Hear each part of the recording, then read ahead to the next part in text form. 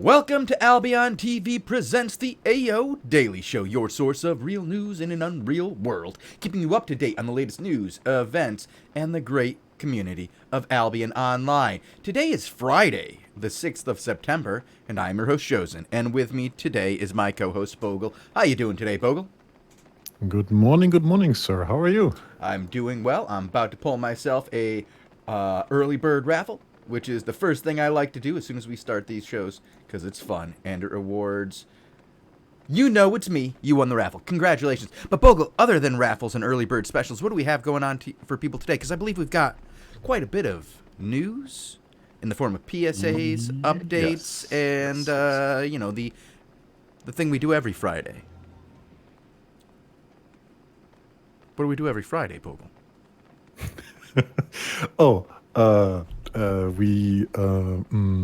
I think we pay respects, right? We do. We pay respects to that which was lost by pressing the F key, hitting enter, and pouring it over into chat. And not getting banned. No, you don't. You never get banned for F in chat in the good old Twitch. Yeah, you will in game. I will ban you in game because it's fun. F for Bogle. Does somebody know something I don't know? Uh-oh. Alrighty then. So Bogle, let's get into those PSAs. What do we got for PSAs on the lineup today? Because we got a couple of them. Yeah, we said it yesterday already, but for those of you who might have missed it, Greymo went to the forums and announced that guild logs will soon be coming to Albion Online, specifically for guild officers, guild masters, right hands, and the like, where you can check who left the guild, who kicked players from the guild, who accepts people into your guild, who assigns roles, and who is doing any sort of changes to your rights management. We had the chance to get a confirmation that this is supposed to go into the game in about 2 weeks or so. So that's some additional info we have for you from yesterday. We mentioned it yesterday already, but this is an update on this. And you can find that post in Twitch chat. I will put a link. Bloop. Bogle, did you slow yourself down or something? Because you have gotten really deep all of a sudden, voice-wise. Chat is noticing it too. I thought I was going crazy. Bogle, what's going on? What? I'm so confused, guys. Okay, as long as it's not just me who's confused by this, I don't think Bogle knows what's going on. Bogle, go ahead and talk. I'm testing my voice. My voice to me sounds very normal. Is there any problem with it? Yeah, this is the weirdest thing in the world. You were like, it's like somebody slowed you down, like by like 15%. Like I can't do that. Like I can't do that with my tools available to me. Like it's like when you said I changed headsets and you sound different, Shozen. You went different. It's like you've got the Daddy Varian mod. Well, how about I restart really quick and you continue the show? Yeah, I will continue. I will talk about talk about logs and give everybody the interesting news that good news about these logs, guys. It sounds like we're gonna get these in just the next 2 weeks or so. So that's cool, right? I'm pretty excited about that, and I know that this is one of those things that's been on the backlog, logs that have been on the backlog forever, but now we're finally getting them, and I am excited because, well, I don't know if excited is the right word, because here's the thing. I'm happy that they're in, right? But the drama that we've often gotten from people not having logs will go away. Because I imagine we will get fewer thieves from the promotion of somebody to right hand who then steals an entire territory out from underneath their guild and nobody knows who it was because they used the convenient log, like lack of logs, to promote somebody to a position and then boom, bada bing, they walked away with a hefty sum of loots. But no, that won't happen anymore because we have now logs, and in about 2 weeks or so. So that's kind of awesome. The gold prices, as you guys have been well aware, have been going crazy, but they've kind of like evened out recently. They've gone down pretty much 200 gold today, and that's significant because today I bought a bunch of tomes, and I had to tome up for ZVZs. I've been yelled at. Apparently, I'm not strong enough, and I need to last longer, and so I did that. I spent about 10k gold today on tomes, which was fun. And yeah, they announced that gold sale, didn't they, Fun Stealer? It's a pretty good time for it, I guess. Get your 10% off of your gold. Get up to 30% off if you just buy a little bit. But yeah, there's definitely a gold sale going on right now. It's available for everybody. You should go ahead and get in on that if you're one of those people who says that the process of getting silver takes too long and you want to whinge about it. Go ahead. Drop down that real world cash. Go cardcore. Get the gold. Yeah, bonuses. Hello, hello? Hey, you're normal! Oh, cool. All right, let's go on. Yeah, I've been talking about, gold prices. Because gold prices changed, and our friend Fun Stealer said, yeah, the gold prices went down 200 because the gold went on sale and everybody started buying gold. There you go. There you go. Not a bad assumption there, Fun Stealer, considering it happens right after downtime. So we went over that. We went up with the updated guild logs, how the guild logs are coming out in 2 weeks, Bogul. Is there anything else you would like to add about guild logs? I know as a former GM, that is something that's near and dear to your heart. Not necessarily, no. I'm just happy it finally made it, and we can look forward to this dearly missed quality of life feature. And this only makes me look forward to the future after that. Because apparently they are working on QOL. Yeah, they're working on a lot of it, aren't they? Yeah, when we had a meeting today, we generally have meetings on Fridays where we get to hear about stuff they're doing and what the plans are for what they're revealing to you guys in the next week.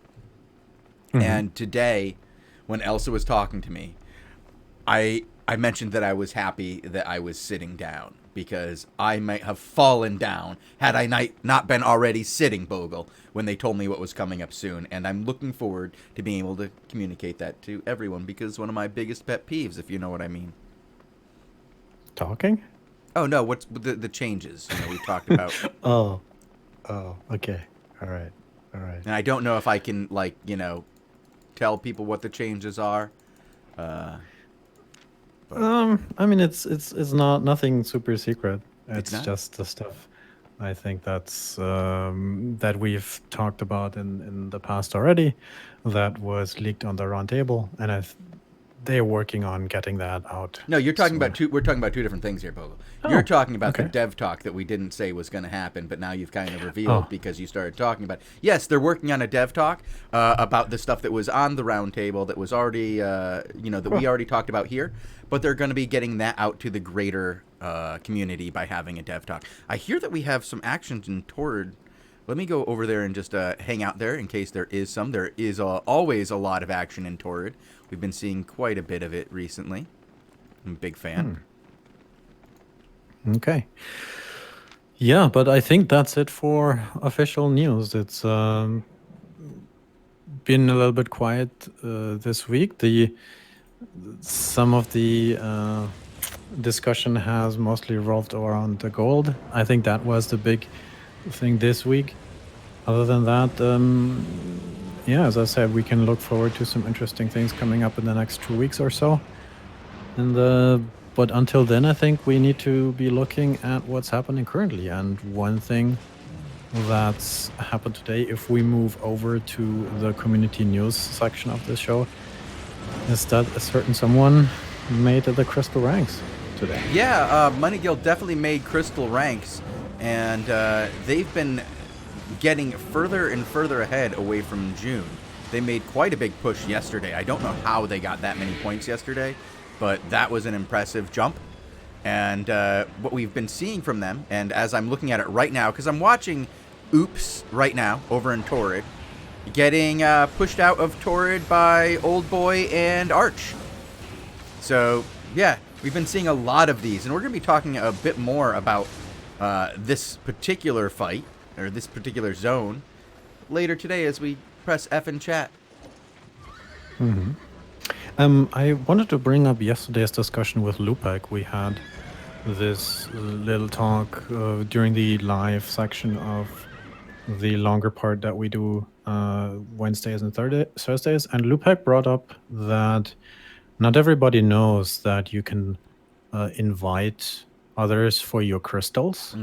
So it used to be that you can invite other guilds to be a mercenary for you and fight your GVG fights, and that got disabled because of adjusting the situation with too few teams controlling too many territories.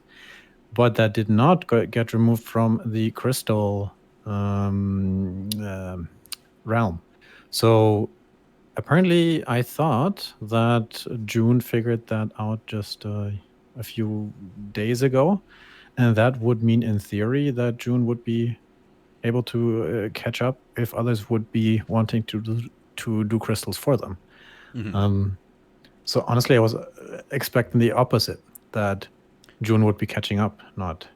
Well, I think that it was more like everybody started doing that too at about the same time, and I think Money Guild may have a larger pool of mercenaries inside their of Oops to GVG for them right now. Yes, Daddy has a number of teams that are quite capable. You could see Vastly Superior or Aggressor or someone else go ahead and do that, even AW Gaming. But I don't see Aggressor doing it, for one.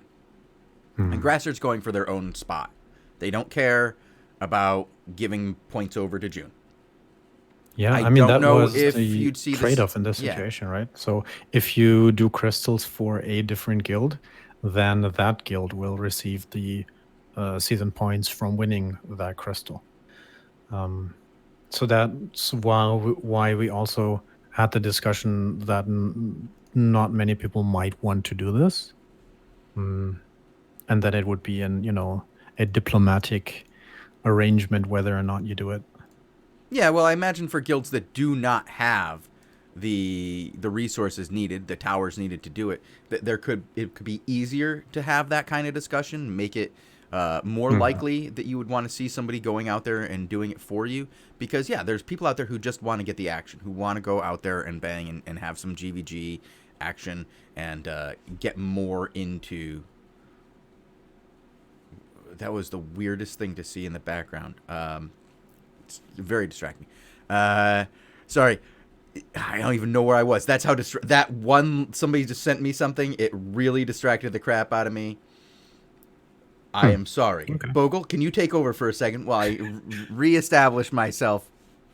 Yeah. Well, I basically just wanted to bring up this idea of murking in crystals and whether or not you would want to do that. And one thing that we hear a lot of guilds say when they are out on a propaganda tour is, oh, we don't care for the rankings, we just want to get crystal, especially in an alliance context. Okay.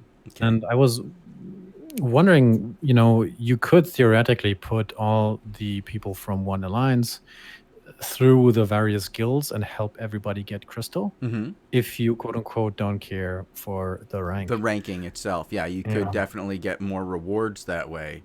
100%. So theoretically, if Money Guild didn't care for first place, then they could help their alliance members get crystal because they just reached it. I'm just putting the idea out there. It's an idea. It's an idea. Good. Yeah, you definitely you had an idea, Bogul. All right. No, it totally could happen. You could absolutely have this sort of situation happen where people would do that, but I don't think it's going to be Money Guild to be the one to do that, at least not yet. You'd have to... Money Guild would have to be so far ahead before they even think about something like that. I just don't see them. Oh well. Oh well. But talking about Money Guild and the rivalry there between the race for the first place in the season 7, you showed me something on the map, specifically in Mercia, which made me take a double take and go, "Oh, really? Do you want to show the viewers as well?" Were you talking about in Mercia or Cumbria? Because we had a little bit of it's a business both, in both, really. Because what we've seen earlier this week, June was able to push out Crimson Imperium Reborn out of Shaded Grove, and they were able to take all the surrounding area of Hazelwood, Alderwood, even down to Ashwood. Now I thought, okay, interesting. They're going to be pushing into the NA time slot of Mercia and trying to come through the top, but then they have to go through Taproot, which is kind of shelty territory right now. And would they have like some kind of deal with life, to like let them pass through, maybe allow them to also ping oops during the NA time period? But then we noticed that June went and got itself quite a bit of a little stronghold here over in Craigdahl, and they might be doing their own EU push, which would be, I think, more their time zone, more where they should be pushing Money Guild. And that's really interesting. But again, in between what you have like going north is you still have, which is, I believe this is still Life territory if we go to Alliance. Yeah, it's still Life territory in Carantoul, which would be between Elmwood. So yeah, they went and found another way in and found another location to come through, like basically like a back door, like, hitting from the backside. Do I hear the trumpets of war where June is trying to push into Mercy? I don't know. I think they are. Like they've made significant pushes if you take the Daddy Alliance as a whole, and look what they've done over in Cumbria. They've made significant pushes into Cumbria in the NA time slot and are pushing a bit into the EU. As you see, I believe Pit House is EU. Could be NA still. I think Pit House is EU. But you're seeing them really having made a serious NA push here on Cumbria and gotten themselves a home plot, and a home plot that's right on the edge of Mercia. So they can really start to move themselves in for both raiding and GVGing and making a significant push into the heart of Mercia.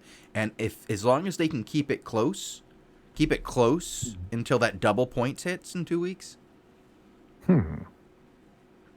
Yeah. Interesting. I mean, we for the longest time we thought Mercia was kind of under the strong control of Oops, but it seems like June found a way, and we have to follow this development to see where this goes. And of course, we will keep reporting on it. But it's an interesting development that we might actually not only see a war for points, but also a actual war for Mercia again. It's been too long, so yeah, I'm very much looking forward. Honestly, it's the war for Mercia itself that's got me more excited than anything. I want to see somebody aim to take down this stronghold of Mercia and actually get in there, go in and do real damage. It's got me. That's exciting. I like that. When we had like the coalition, Gray, the origins of June, if you go back very, very, very far back into the history of Albion, there's a guild Gray, which many of the members of Gray are now members of the core of June. They've gone through some iterations since then, but that guild Gray was one of the first serious challengers to Money Guild's dominance here in Albion. And it's interesting to see them back and doing work. Do we want to talk now, Bogul? Now that we've kind of given this, because it's a little bit of a June report right now. I mean, like, we could talk about what's going on with Money Guild and 1PG, but there's really not much to say there. I believe Money Guild wasn't showing up for a few fights, making it pretty easy for 1PG to get some slots. Yeah, it'll be interesting to see if that continues. And it's only in the NA time period. Let's be real clear. Money Guild is fairly dominant during the EU time period. We watched 2 fights yesterday with Money Guild versus June. Money Guild took both those fights. Let's be real clear. They took those fights. June had a really good shot at the first one during the crystals.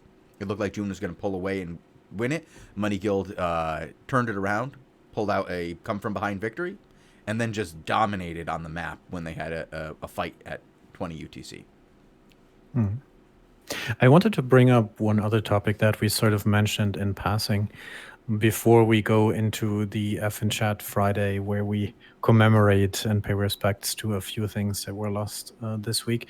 I wanted to briefly bring up the CIR territory, the Shaded Grove Meadow one.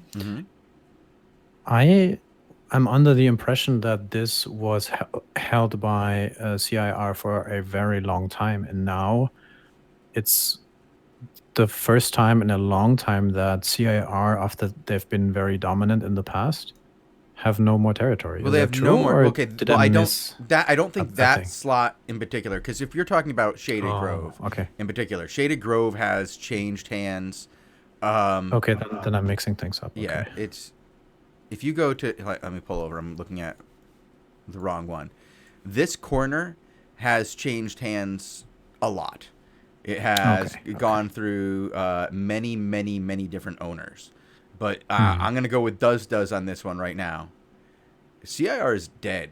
They're doing more moves out of game than in game right now. Like their name is more powerful than their forces on the field. It's like they are like the only thing they're running on is fumes of nostalgia. There's nothing left the actual guild that was Crimson Imperium Reborn. It's just it gave up 3 home plots, all no shows. Like you want to argue if you're a dead guild or not? Explain to me how come that was your thoughts on how to continue forward. I mean, if that's the case, then we don't need to dwell on it too long. Maybe pay respects. Yeah, press F, everybody. Let's do a little F in chat for the guild that was CIR. Oh, F in chat for what was once CIR, because it ain't that anymore. That's what you do for charging rent. Well, maybe with the new hideouts, they can get back into their... Yeah, there they go. They'll finally have a chance to make money again if they can... I don't know. First, they'll have to, steal back their GVG team. I don't know how they're going to pull that one off. Oh, okay. But yeah, let's talk about what else was F-worthy this week. Sure. Oh, there was a lot that was F-worthy this week, Bogul. We saw some gigantic battles, and we've been I've mentioned Torrid a couple of times already today, and we just went and watched a little bit of battle in Torrid, and I bet you if I go back here right now and I just press there's already another bubble in Torrid. See, Torrid's just been banging all week. Oops versus Arch. Now, I don't know if it's because Oops really believes that Arch is going to become something worth dealing with in the future as we move away from GVGs into ZVZs. If Derek is saying the best way to get practice, the best way to get my guys fit for the new norm is to go against the biggest ZVZ guild there is. And they're not the best ZVZ guild. Arch is not the best, but they're the biggest. They are the biggest group of guys that you can run into over and over and over and over again and get yourself consistent, regular content. It's absolutely... I mean, if you go there and then have a lot of fun and donate a few sets in the process, then I think everybody's happy. Everybody gets, some ZVZ action. Arch makes a profit dealing with Oops trying to learn how to play the game. And then I think everybody is going to have a lot of fun. I think it's awesome. Maybe we should show some more of these things coming up. But I wanted to comment on this idea of, being not worried, but considering Arch as a contender for the future. Maybe it's a situation where you want to, stomp it out while it's growing, if you can. I don't know if it's that. I don't think they can beat it. I think that if you're doing it psychologically, like you're trying to make a psychological edge, it's of, look how many times I beat you. You don't want to fight me. You want to stay out of my lands. Look what happens when we fight. I just put a beating on you. And if you can do that over and over again, then yes, you can make a psychological advantage over your opponent. But I don't think Arch cares. You have to have like we lost. This sucks. Why did I? This sucks. I don't think Arch cares. I think that for them, it's just content, and they don't care that they lose because the other day they got a victory. They got a victory. They beat Oops, and I think that one victory that they got to them is worth 70 losses. I saw on Reddit the other day that somebody was posting like Torrid was lost or something, and that confused me very much. Yeah, I think that had to do with a single ZVZ that they had lost or something like that, and they were just pushed out. From what I understand, Arch generally doesn't win its fights by beating you in the ZVZ. They just beat you by showing up again and again and again and again. And if you hang out too long, there's just too many of them. Arch beats you with skill, I think. Maybe. There must be some sort of way they can filter down their great numbers and crystallize it. Crystallize it and get the best 100 or so. Yeah, no, not happening. But they did have a battle of 101 million, and then another one. What was the second one? The other one was even bigger than 101. I think it was like 112 or something ridiculous. Wow. 114 million. And it's both the same thing. It's Torrid. 100% I'm sure it's Torrid. It doesn't tell you it's Torrid. But it's Arch. Arch. Look at all that art. Look how many. 150 of the 300 guilds in Arch showed up, is what I'm saying. It's wow, cool. It's ridiculous. But you had versus Take Care, really, if you really want to, nail it down. Take Care is showing up to these fights, doing a fantastic job. Both of these big ones is Take Care versus Arch. Well, it's Oops versus Arch, but Take Care shows up in numbers that are bigger than anybody else. And again, look at how many guys, look how many guilds. Just Bogul, watch the stream for a second as I scroll down through all these different guilds from Arch that showed up in this fight. Nice. That's a Good lot. to see. That's a lot. So yeah, they might not have 50 people show up per guild, but if they have 50 guilds show up, it's not bad. Whatever works. Yeah, it's not bad. Works. But yeah, that's the good old Torrid. I wanted to give some credit to Torrid, but we also saw not just the innumerable deaths of the Torrid Trow this week, of which there's, I think you should put F in chats for all those poor bastards who died, all like 7,000 of them who died this week in Torrid. Pretty impressive numbers there. But we had a couple of deaths, and one of them is just, I'm just going to show it because it's the biggest one of the week. We'll show it. It's not a big deal. It's just the biggest one of the week. It's 7 million, right? Nothing really super noticeable about it. He dies in some 8. Huh? What? Scroll down, my man.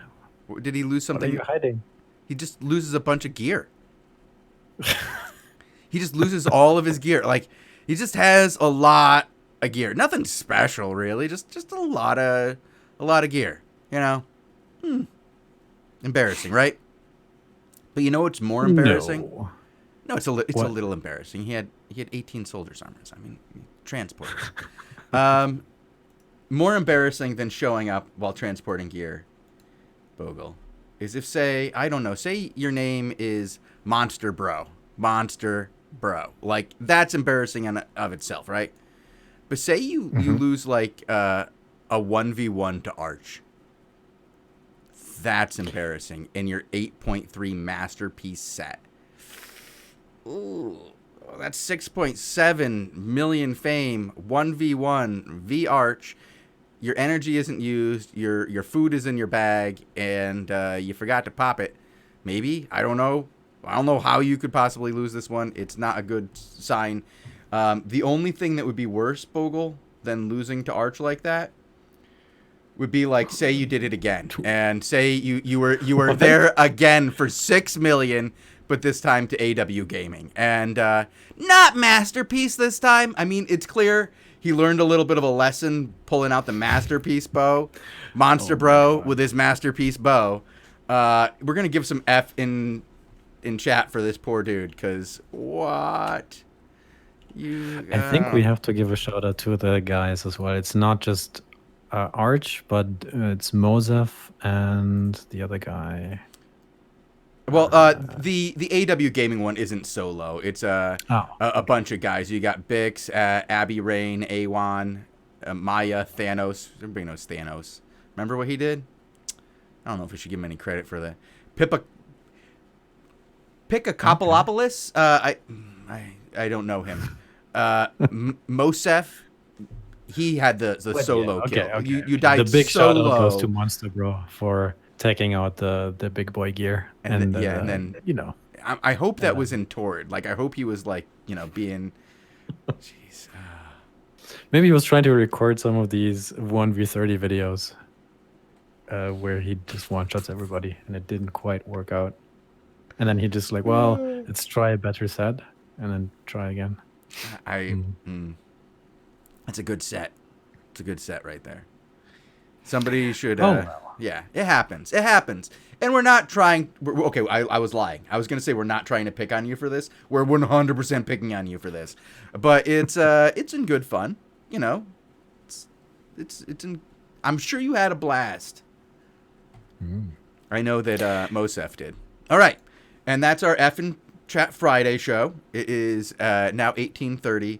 We are going to be heading out here now, but we will be back, Bogul, in just a few minutes with the Overtime Show, where we will answer your questions, and I think I have one more raffle to pull.